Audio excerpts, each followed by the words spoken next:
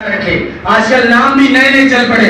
نام اچھا ہونا چاہیے اور ان کی تعلیم کا، اور تعلیم میں تقسیم نہیں ہے کہ دینی تعلیم دنیاوی تعلیم، یہ ہماری اصطلاح ہے. لیکن اسلام تو کچھ شرائط ہے جو بڑی بچی کے لیے جو ہمارا انتظام ہو تو پھر اسلام بھیجنے کی اجازت دے گا. لیکن تعلیم تو روشنی ہے، اس سے اسلام منع نہیں کرتا کہ عورت ہونے کے ناطے اور جو ہے اس سے کوڑا نہیں رکھا جائے گا. بلکہ نبی پاک صلی اللہ علیہ وسلم کی حرم امی عائشہ اکثر صحابہ کی استاد ہے.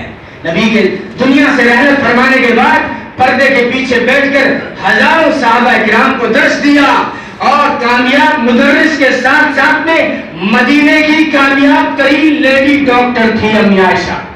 نبی پاک صلی اللہ علیہ وسلم کی حرم، اس سے بڑا مدینے میں ڈاکٹر کوئی نہیں آیا. تو اسلام کے کچھ اصول ہیں لیکن اسلام منع نہیں کرتا. تعلیم کا انتظام کرے، نکاح کر دے اور خرچ کرتا رہے. تو نبی نے فرمایا ایسے بھائیوں پر، ایسے ماں باپ پر جنت واجب ہو گئی، واجب ہو گئی جنت. اور دوسری بات میں فرمایا کہ یہ ماں باپ، یہ بہن بھائی، یہ بھائی کل قیامت کے دن میرے اتنے قریب ہوں گے جتنی یہ دو انگلیاں آپس میں قریب ہیں. تو میرا نبی بچیوں کے لیے بھی رحمت بن کے آیا، عورتوں کے لیے رحمت بن کے آیا، اور جانوروں کے لیے بھی رحمت بن کے آیا.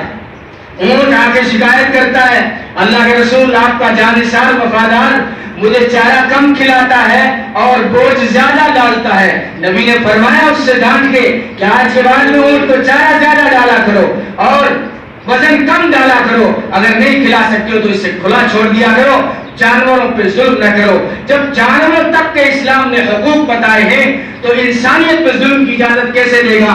چونٹی کا حق بتایا نبی پاک صلی اللہ علیہ وسلم نے فرمایا جب تم پیشاب کرو تو اپنی پیشاب کی دھار سے چونٹی کو غرق نہ کرو. صحابہ عرض کیا اللہ کے رسول اب اگر بیچ میں کھڑے ہوتے کپڑے ناپاک ہو جائیں گے، جسم ناپاک ہو جائے گا، وہ چونٹی ہی تو ہے. نبی نے فرمایا نہیں، چاہے تمہارے کپڑے ناپاک ہو جائیں تو دھو لینا، جسم ناپاک ہو جائے تو دھو لینا، لیکن خدا کی مخلوق چونٹی کو تکلیف مت پہنچانا. تو اسلام تو یہ ہے، ہم نے پیش نہیں کیا. اللہ تعالیٰ عمل کی توفیق عطا فرمائے.